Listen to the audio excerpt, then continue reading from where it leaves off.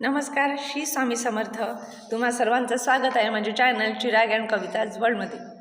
आज मी तुम्हाला एक गोष्ट सांगणार आहे. त्या गोष्टीपासून तुम्हाला जर कन्क्लुजन मिळेल किंवा त्यापासून जर तुम्हाला संदेश मिळेल तर तो खरंच खूप महत्त्वाचा आहे. कारण आजकालच्या युगामध्ये आपण फक्त मोबाईलमध्ये डोकावून बघत असतो, पण आपल्यासोबत राहणारे जे लोक आहे त्यांच्या आपण मनाचा विचार करत नाही की त्यांच्या मनात कुठली कालवाकालव चालते, त्यांच्या मनामध्ये कुठले दुःख आहे किंवा त्या कुठल्या इच्छा ते बाळगतात.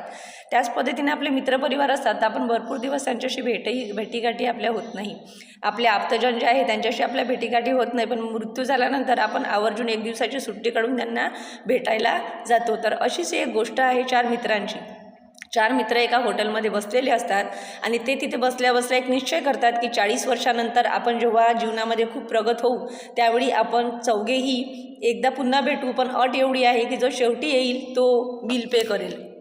तर हे सर्वजण मान्य करतात आणि 40 वर्षानंतर ते भेटण्याचा निश्चय करतात. त्यावेळी हे सर्व जे हितगुज आहे तो तिथला वेटर ऐकत असतो आणि तो वेटर म्हणतो की 40 वर्षानंतर जर मी इथे राहिलो तर मी नक्कीच तुमचं हे सगळं एकत्र जे तुमचा संवाद आहे तो नक्कीच मी अनुभवेल.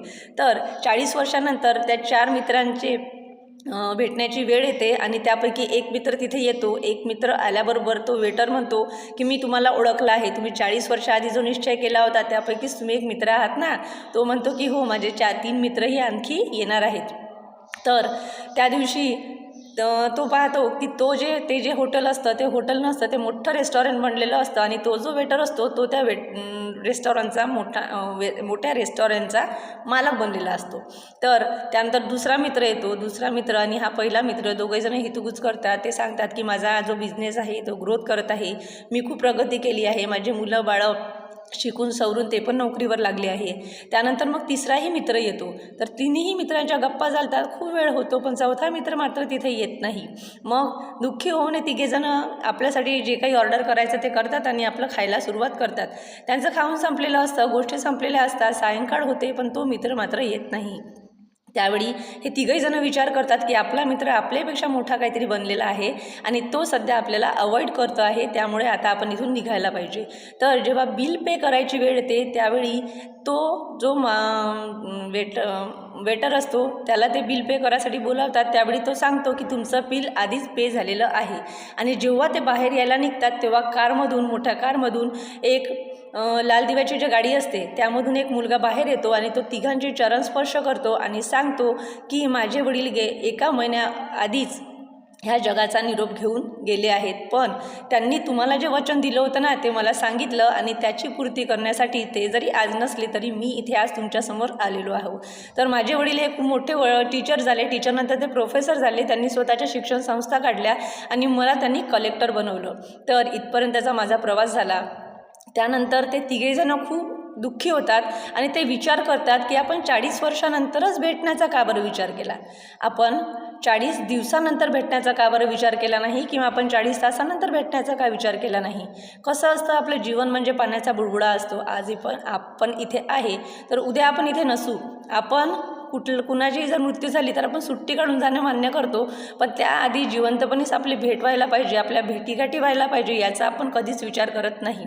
एखाद्या व्यक्तीला जखम झाली, तिचा ॲक्सिडेंट झाला तरीही आपण बघायला जातो, पण सुस्थितीमध्ये असताना तिच्या मनामध्ये जर काही प्रश्न असतील त्या प्रश्नाचे उत्तर शोधायला जायला आपल्याला वेळ नसतो, पण आपण वेळ काढायला पाहिजे.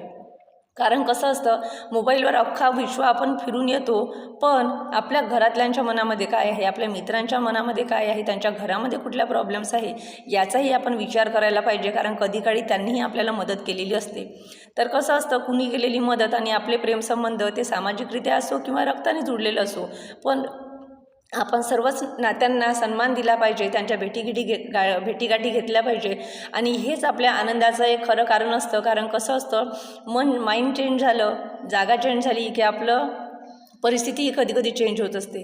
त्यामुळे आजच्या गोष्टीतून मिळालेला संदेश तुम्ही नक्कीच लक्षात ठेवाल आणि आजपर्यंत जर तुम्ही आपल्या आप्तजनांपासून दूर असाल, त्यांच्याशी तुमच्या भेटीगाठी कमी होत असतील तर तुम्ही त्या वाढवा. कारण कसं आहे, तेच आपल्या जीवनाचा खरा आधार आहेत. पैसा कमवू, प्रगती कमवू, पण कसं आहे, आपली माणसं ही खूप नशिबाने मिळतात आणि ती आपली माणसं म्हणजेच आपली खूप मोठी संपत्ती असते. त्या संपत्तीचं महत्त्व समजा आणि पुढे आनंदाने वाटचाल करा.